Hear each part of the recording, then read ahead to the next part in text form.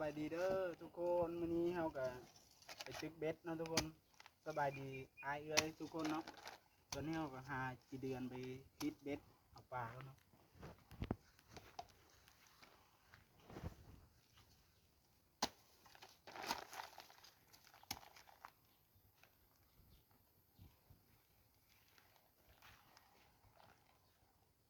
กดยุดเลยตัว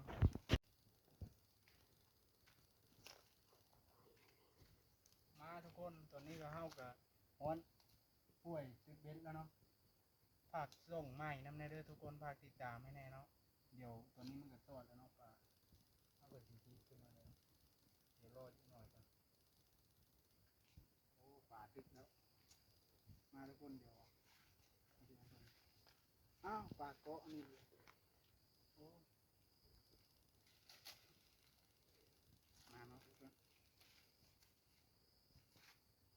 นี่เนาะปลาลางนี่ก็ตอดเลยเด้อทุกคนฝากติดตามช่องใหม่นะเด้อทุกคนกำลังช่องใหม่เนาะกำลังเดินดินหาดินใหม่เนาะทุกคนฝากติดตามนี่เนาะปลาเค็งตัวนี้ก็ถึกอีกแล้วเนาะปลาเค็งตัวนี้ก็คือเบ็ดเราคุณนะเนาะถึกใน2 ตัวเลย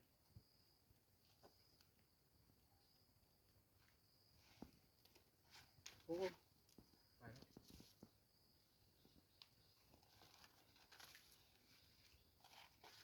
เดี๋ยวเราก็ย้อนลงไปคืนดีกว่าเพื่อนจะได้ถึกอีกเนาะ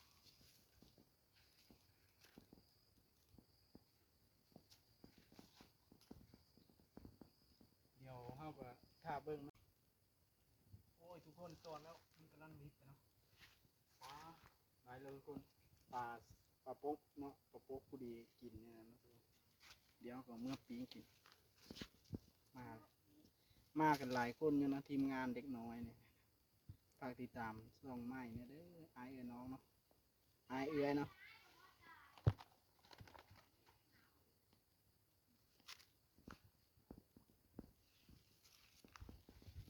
ปิดเลยเด้ทุกคนคนที่มาตึกเบ็ดนำกันนะมันนี่ครับอยู่ต้องพูดหรอเนาะธรรมชาติเนาะทุกคนภูผาป่าดงแล้วเนาะตึกตอนนี้เนาะมาเลยได้4-5 ตัวแล้วเนาะทุกคน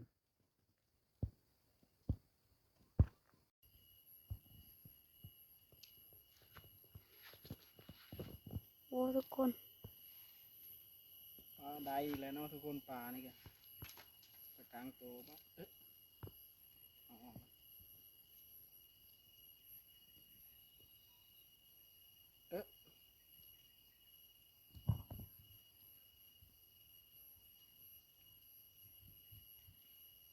ออกหยาตัว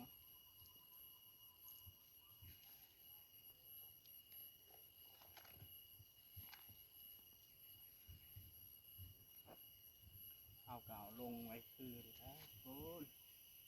ให้มันกินเนาะกดปิดเลย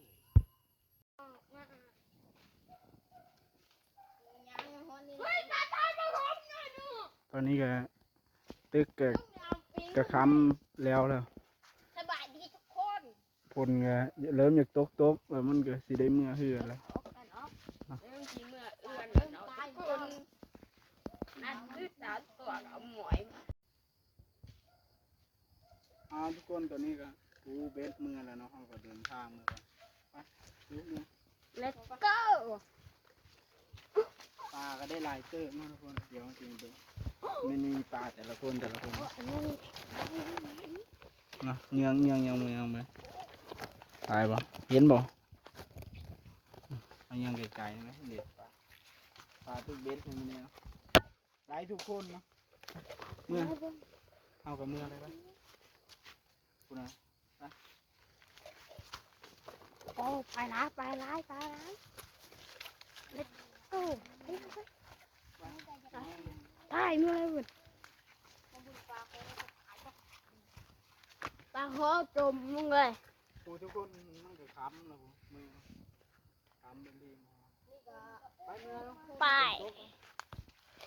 ผุ่นมาอยู่เล่นก็ โอ้ไปแล้วปิดบุกห้องนี่ มาเลยมาเลย จะทางการเข้าไปก็ อีกตรงนี้ อย่าอีกเลยฉันมาตะเวียงฉันจะไปยืนตรงโน้น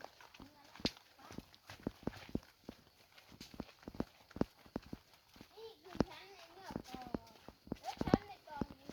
ตาแตกตาอะไรฉันในเมื่อก่อน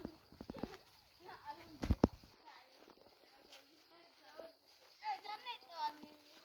เข้าแล้วนะดินแน่นดินแน่นโอ้นะดินอาดันอาดันแมนอาดันผมตัวเมื่อเนี่ยตัวเมื่อต้มมาเสือมันเสือแล้วก็ติดเตะ